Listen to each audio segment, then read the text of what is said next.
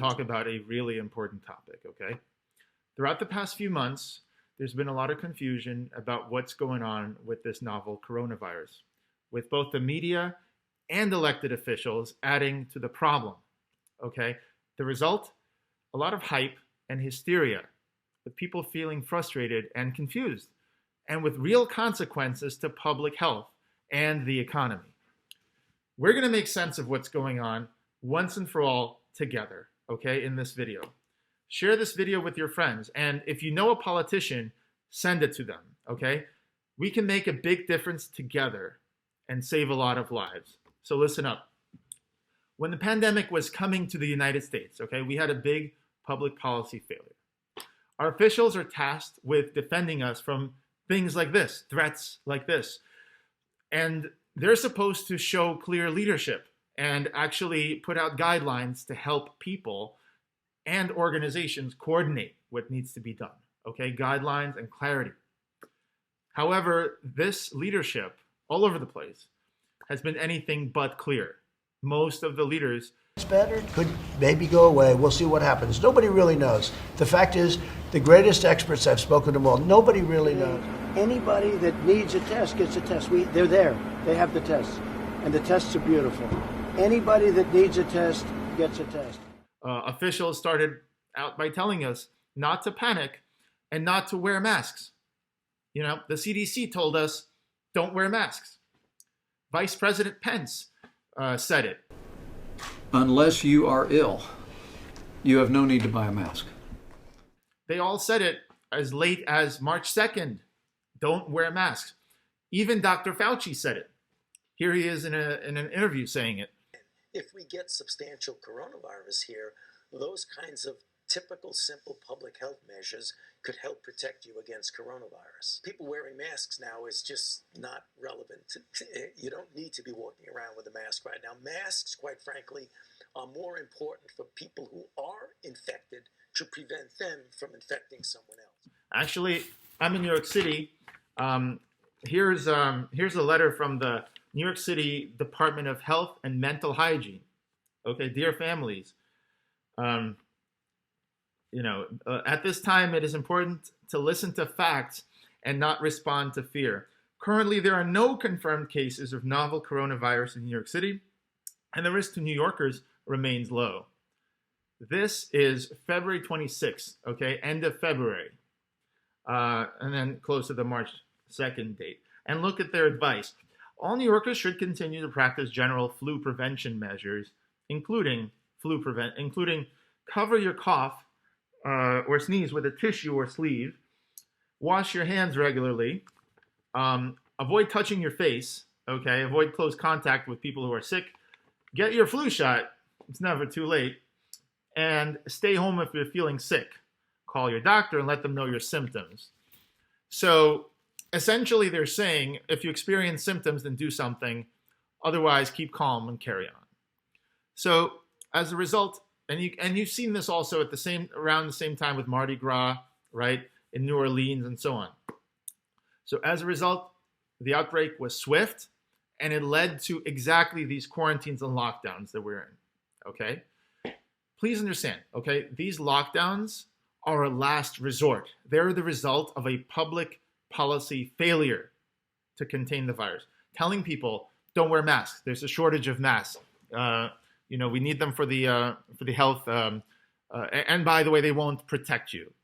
That's not the point of the mask. It's not supposed to be to protect you. It's supposed to be so that you don't infect others. But everybody was just coming together. And this is going to be important.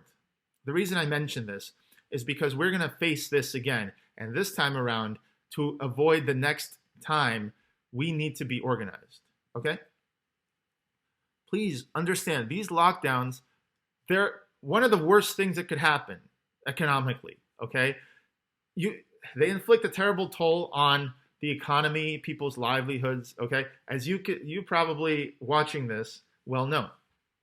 So there's actually a report, the UN, I think this week or last week, came out with a report that hundreds of thousands of children around the world could die from the economic downturn caused by essentially these lockdowns. People are not going to work, okay? Think about that. Balance one against the other. This did not need to happen, okay? We have to understand it's not, oh, well, I guess we got to do the lockdown. No, think a few steps before. Why did so many people get the virus?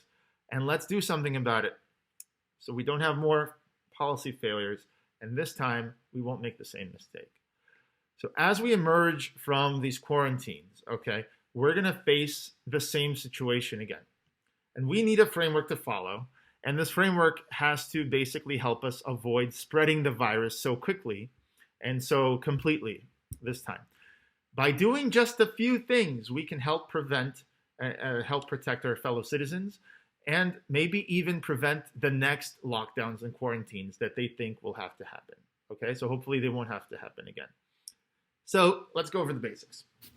The first thing you got to understand is how the virus is transmitted. Okay, you don't shed it through your skin. Okay, it's not like the virus particles jump out of your skin and jump on someone. It comes out of your nose when you sneeze, okay, which is rare with this thing, and it comes out of your mouth, okay, when you talk or when you cough. And if it might be an involuntary cough or some cough that you didn't plan on happening. So when you wear a mask all the time, then you prevent that those particles. So the only other place that the virus comes out of, basically, is when you flush it down the toilet. Okay? And incidentally, officials in Sweden were able to analyze fecal matter, and that's how they were able to see how many people were actually infected with the coronavirus. Let me tell you, it's a lot more people than they previously thought. And it's the same everywhere if we analyze the fecal matter. But let's go back to where is the virus coming out of? Okay, this is not magic. We don't have to feel helpless and rely on the media and say, oh, it's mysterious. This virus is so mysterious. It spreads. Yeah, it spreads from here. Okay? So second thing everyone needs to realize is the purpose of wearing one of these, wearing a mask. It doesn't have to be an N95, by the way. The mistake that people and even the public officials have been making, okay, is that the purpose of a mask is to protect you from the virus. No, the purpose is for you to not infect others as you're speaking, as you're coughing, okay? That's the purpose of everyone wearing the mask.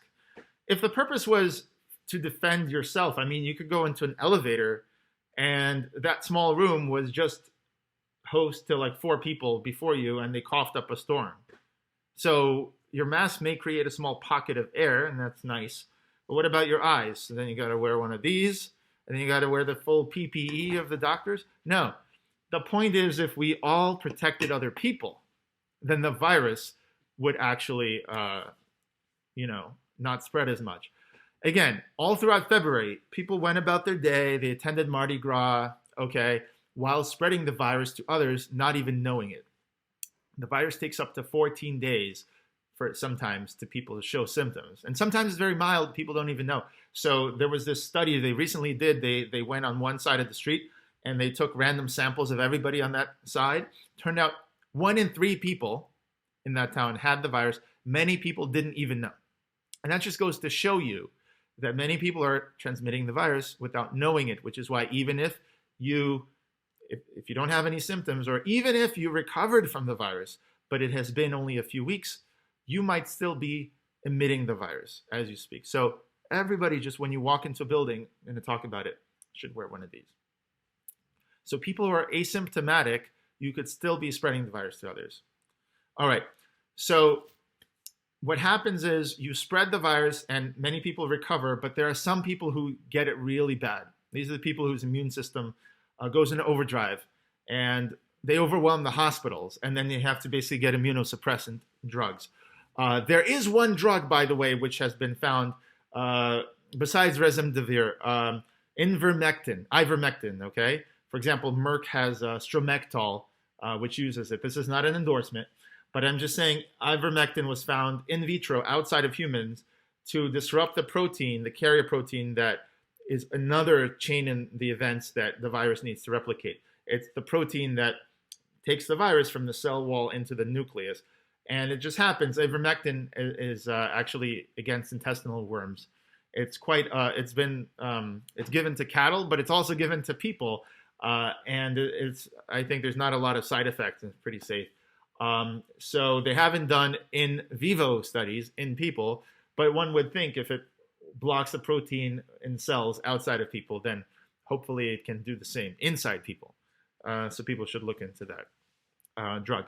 But the point again is some people get it real bad, and this is why we're trying to avoid spreading it to others. If this was just like the chicken pox or something like that, it wouldn't be too bad. But we're trying to contain the spread of the virus, and so to do that, everyone needs to wear a mask when they emerge from the quarantine. That's point one.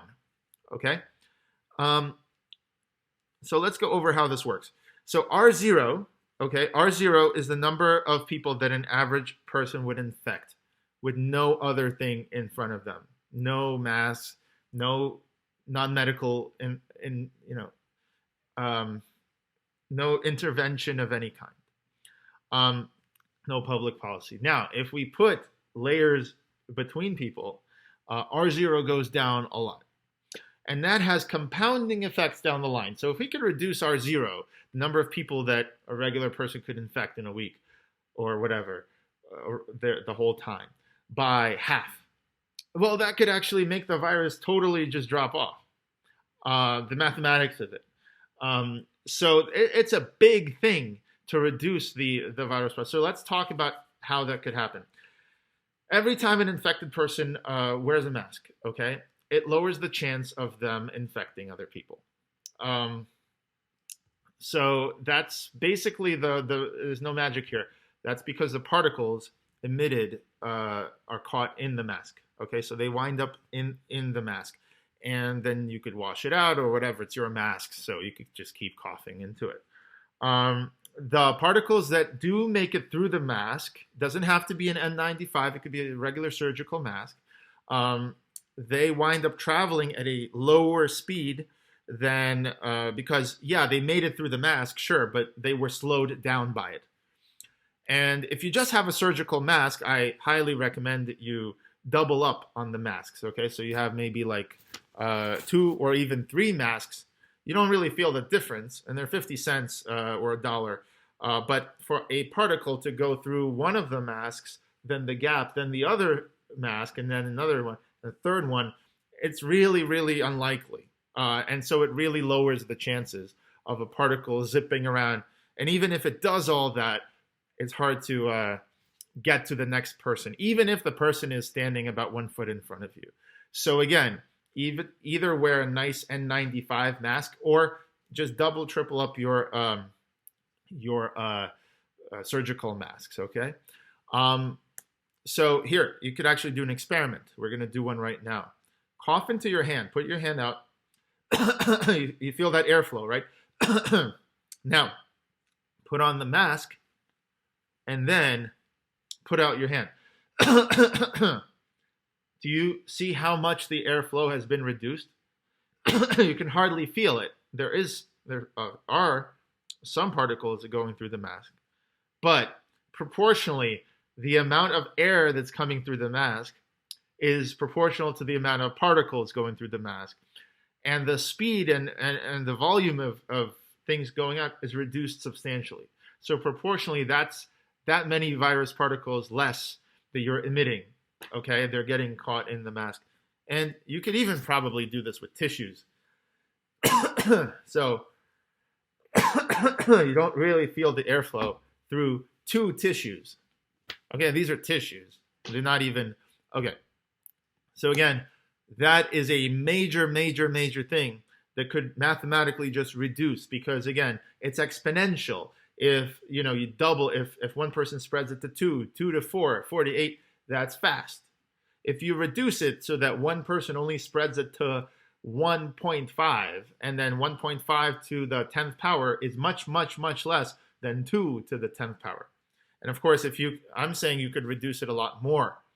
So if everybody wore masks, then we might even not have any more lockdowns and quarantines. And we might even, if everybody in the world did this, again, not to protect themselves, but others, we might actually not have this virus be a big problem and we can contain it the same way that SARS, okay, and the H1N1 virus, for example, the one that came earlier, the coronavirus. There's flu viruses, and we thought that might be a pandemic. Turned out it's not. The reason how a virus goes from being a potential pandemic with a curve like this and dying out or being contained is because of the transmission, the R0, okay, is essentially you want to reduce that. So that's how much proportionally the infectiousness is reduced. Again, the goal is to protect others from you, not for you to not get the virus. So you don't need N95 masks. You don't need the P100 respirators, Darth Vader style. Yeah. By the way, another thing that really ticks me off about all this shortage of masks in April and going on May is ridiculous. I mean, we are living in the 21st century. Our countries are able to manufacture all kinds of amazing things, like this Tropicana orange juice. But somehow they're telling us that they can't manufacture a cloth on a string. I mean, just to prove a point, I went around for 2 minutes, literally 2 minutes around where I am now. I found a piece of plastic, and I taped a piece of tape, and I taped it onto, I didn't even have a rubber band. I made a makeshift rubber band. And I'm telling you that this plastic mask, okay, is actually blocking more particles than this N95 mask. I don't actually feel the airflow because plastic blocks more things. I'm not saying you got to make this makeshift mask, but what I am saying is how hard is it to freaking cut out a little bit of plastic and put a string on it and manufacture this and sell it? That's what gets me the most. Oh, in the U.S., we have this rich country, we're the best in the world. Oh, by the way, we can't afford everybody to have a mask. We can afford everybody to have 20 masks, okay? The masks don't have to be that complicated. So that's another thing.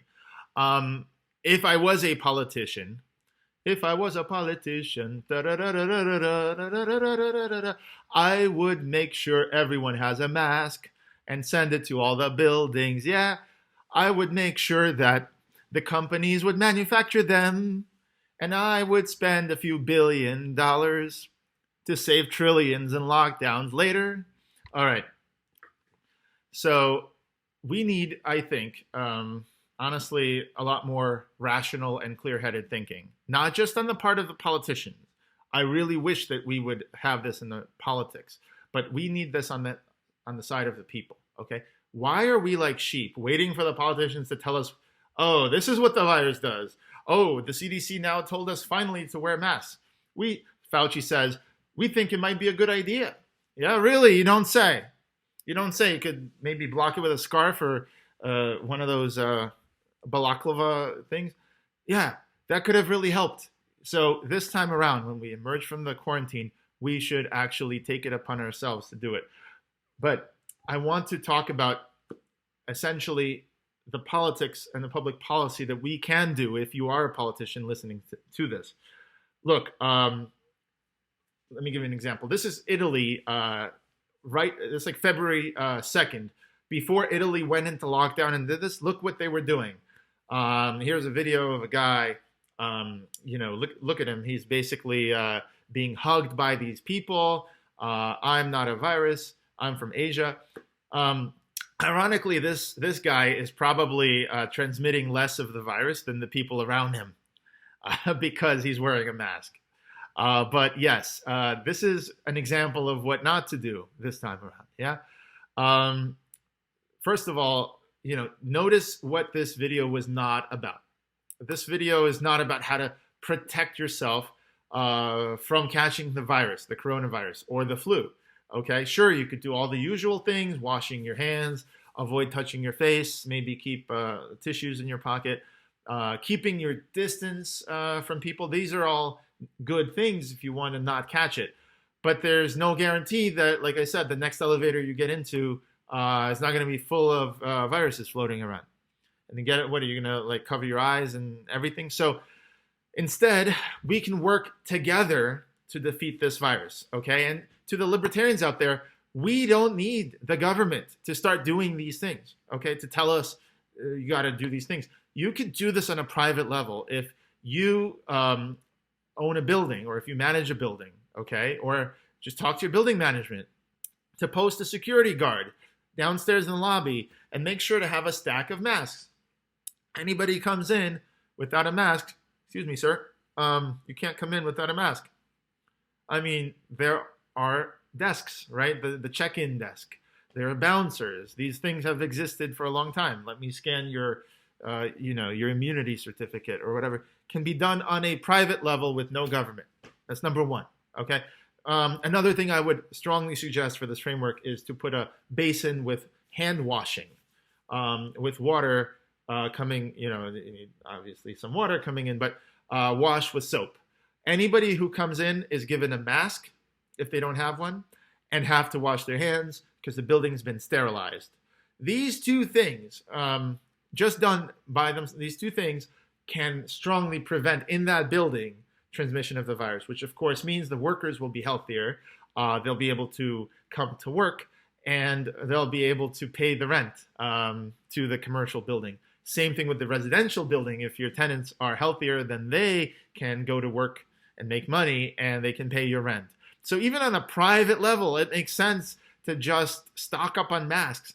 And the hundreds of dollars that you're going to spend on the masks and on the salary of the security guards, okay, is less than the money in lost rent. And that's just on a private level.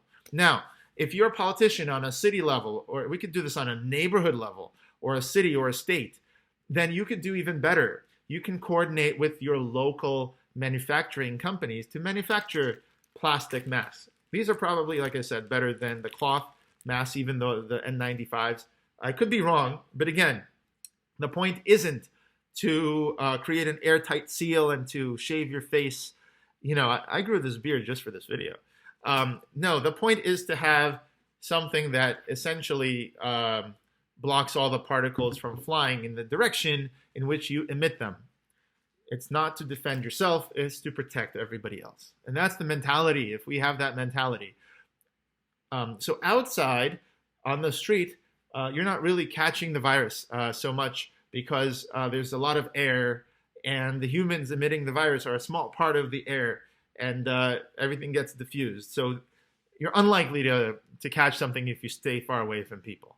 But as you get into a building, and then you get into an elevator, right? Or you spend this time in these rooms with people, you have to have this little pocket that everyone is wearing to catch their crap. You're not, see, by the time it gets out, it's in the air. What are you going to do? So the buildings, I would recommend, should fine people for taking these things off in the elevator or whatever. There can be cameras. If they find you that you did this, or somebody reported, they look on the camera, you did this, yeah, you get a fine. And that fine could be a civil thing. It could be in a libertarian world. You just owe more rent. You owe whatever. Your employer takes that out of your salary. Or, of course, it could be on a city level. Anyway, it doesn't really matter. The point is we need a framework that could be organized. And we don't need necessarily to use government, but we do need apps. So these contact tracing frameworks are good, where they see where you've privately, everyone can see sort of, okay, this person self-reported symptoms. But again, the biggest thing, I'm going to keep it simple. The biggest thing is wear masks upon entry to a building. Don't take them off until you exit the building. The buildings should enforce this. Also, wash your hands before entering the building. These are simple things. And again, we could all do this. If we did this and we lowered the viral spread, we could actually maybe affect also the seasonal flu this way. We would not, I argue, we would not probably even need any more quarantines or lockdowns. And there would be no curve to flatten so much, because if everybody did this and we all coordinated, that could be way more powerful. These lockdowns are a last resort. I just want to make that clear. So if you're a politician, have your local companies manufacture these masks.